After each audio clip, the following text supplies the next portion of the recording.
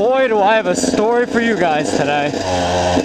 Look back and watch me smack that hat all on the floor. Smack that hat, give me some more. Smack that hat till you get sore. Smack that hat, oh.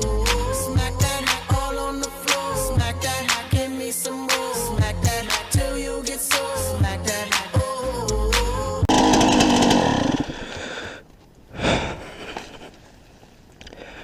So before I get into today's video, this is what it's going to be about. I got my YZ125 back. So how that happened? Oh, just stay tuned, because this is a crazy one.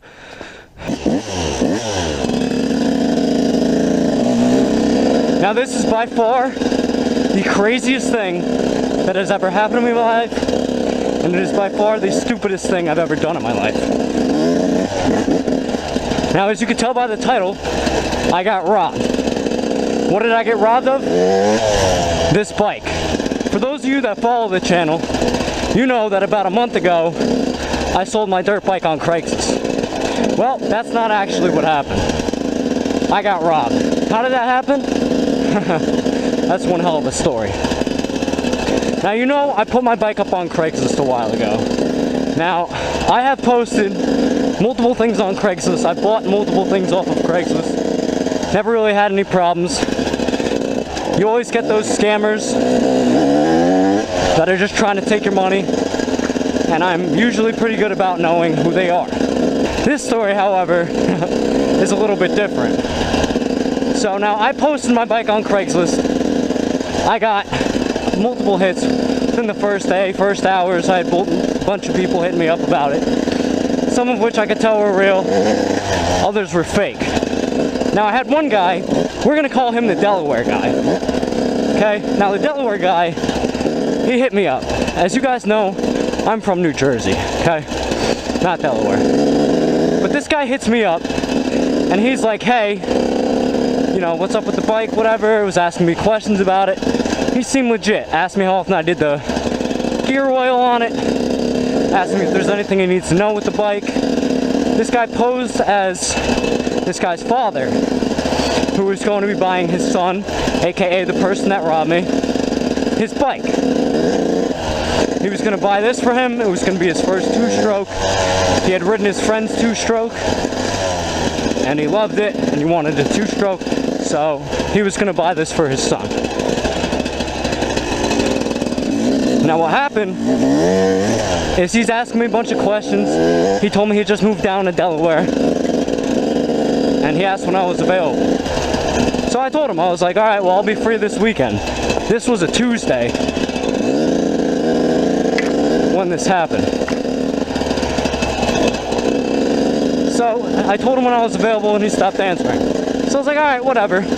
Now this is where you should learn not to be greedy, and if you have something good, take it while it's there. Because I didn't do that, and you'll see it comes back to bite me later. I have another person hit me up the same day, Tuesday, and he's interested in the bike. He comes to check it out. Now I had this bike posted for $400 more than I bought it. This bike is kind of at the low end of where it's going to sell for in general when I bought it. So I was hoping I'd get back about what I paid for it. Because you know people are going to try and lowball you, and then you talk in between the middle, you play that game. So that's what I was anticipating. So like I said, I posted it for $400 more than what I paid for it. The person comes to check out the bike. We'll call this guy Dan. I don't know what his name was. Dan comes to my area. He doesn't come to my house. Never meet people at your house if you can avoid it. Meet them near your house, but not at your house. Because then they know where you live and they can come back and steal your stuff later. This kid comes to meet me. He's in a Honda Accord. I'm like, alright, he's not going to be able to buy it today. Let's see what's up. Checks it out, asks me a couple things about it. I started up for him and stuff. He's liking it. And he offers me $100 more than what I originally paid for the bike. $300 less than what I had the bike listed for. But I was like, you know what? That's fair. I'm not even gonna, you know, keep going back and forth, because I think that's a fair price. That's realistically what I wanted out of the bike. So I was cool with that. That's what was gonna go down. I was gonna bring the bike to his house on Friday. It was gonna be a done deal. I was gonna get X amount, I was going to be happy. I'd have money for my YZ450 that I have now, and it was going to be sweet and dandy. Now the next day, this is now Wednesday, the Delaware guy hits me up again. He's like, hey, my brother's not going to be available this weekend for me to drive down and check on the bike. You're asking this amount for it, which, like I said, was $400 more than what I bought it for. And I'm like, yep, I'm looking to get that out of it. Muddy today, damn.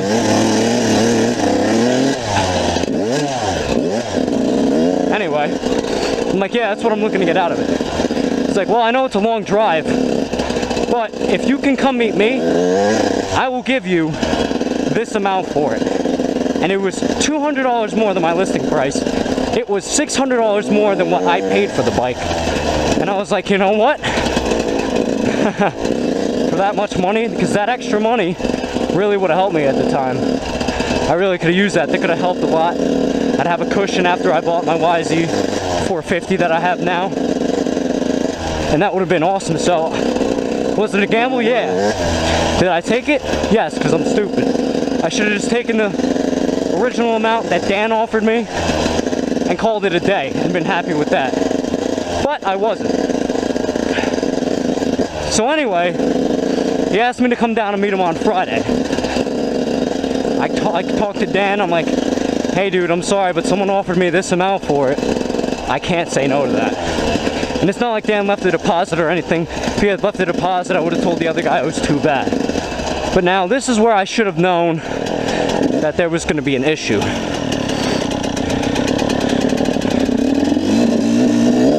This is where I should have known there was going to be an issue. Because as soon as that guy said, I need you to drive here, once he told me where he was specifically, I looked it up. I'm 2.5 hours away. Okay, now, right there, you got to think to yourself, hey, if I drive 2.5 hours, and this guy decides he doesn't like the bike, I'm screwed. But I wasn't thinking that. I was blinded by money, and that's the thing, guys. You can't let money blind you. That's how you screw yourself over. So anyway, so I drive all the way down to Wilmington, Delaware. Eden Park, to be specific. Now, I didn't know how bad this area was, even when I got there. That's another thing. You always got to look up where you're going on Craigslist. Look up where it is, look up the crime rate of that area, get specifics on it. When you're going to pick up a bike, I recommend don't drop off a bike if people want to bring it to you. That's what I just learned, unfortunately. So I drive 2.5 hours down to the south side of Wilmington, which is supposedly the worst city in the country, or one of the worst cities in the country, which I didn't know. So I get down there, right? And like I said, this kid is posing as his father, which I don't know if he has one or what the deal was, but I'm talking to him. He asked me if I'm still down to come down. I'm like, yep. I drive all the way down there, long ass ride. And I get down there, I'm in this park, this rundown park with a pool, and it's not the greatest park. It's not the greatest area. There's some sketchy people. It looks a little off to me. But I'm like, you know what? I'm gonna get $2 grand today, so screw it. I'll take my risks. That's where I messed up. So now this kid ends up being a half hour late. He texts me, he's like I said, he's pretending to be his dad, so he's like, yeah, there's a lot of traffic. We're pretty close. I'm just gonna have my kid run over. And I'm like, okay, that's cool. That's fine with me. So this kid runs over to me while his dad is on his way. He tells me his dad's on his way to the bank to get the money. Alright, that's fine. So I'm like, hey, in the meantime, if you want, we'll just pull the bike off. I'll ride it around a little bit. You could get to see it. And, you know, just see how it runs and everything. And he's like, yeah, that would be cool. I'm like, alright, man. Bet. That was another mistake. Because what happens, now this should have been another sign. As if I wasn't getting enough signs. I pull it off, start up the bike. I literally go 3 feet. 3 3 feet and the bike dies. I fouled the plug.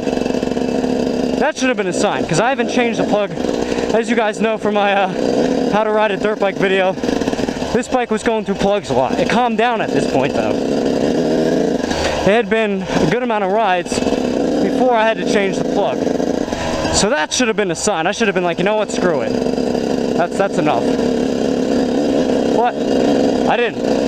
Me and this kid are now trying to get my dirt bike started for like a half hour.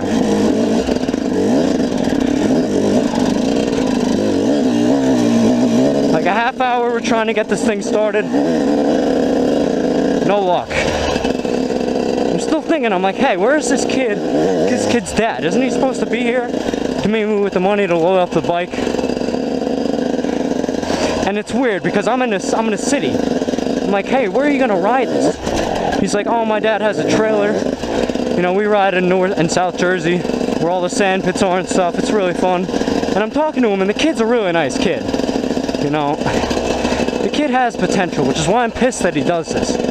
Because he could really make something out of himself if he wanted to. He's not an idiot. Like, which is why, like I said, I'm pissed. Eventually, his friend comes. And we swap out the plug. His friend had vice grips. That's how we got my spark plug off with vice grips. But we get it off and we get my bike started. So I ride it around a little bit. And I'm like, okay, this is cool. I was like, hey, while you're waiting, if you wanted to ride it for a little bit, I don't care. That's cool with me. We're in an enclosed park. There's only one exit.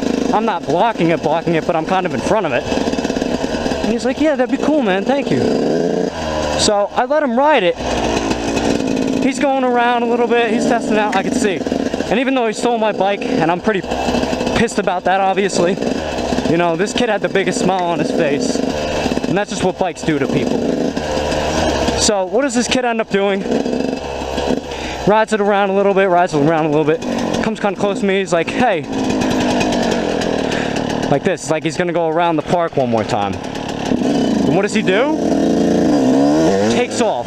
He blows past me, leaves the park, and then just pops the fattest wheelie out of that park. And as soon as he did that, everything hit me at once. Everything. I'm like, wow, how could I be so stupid? I literally just let this kid steal my bike. I can't believe I'm this stupid. I really can't. I was in shock. But that's not where it ends. No, that's just where it begins. Because I'm like, hey, you know what? I'm not letting this kid steal my bike. You can get the hell out of here. So I jump into my truck and I start driving around the south side of Wilmington, chasing after a kid in a dirt bike.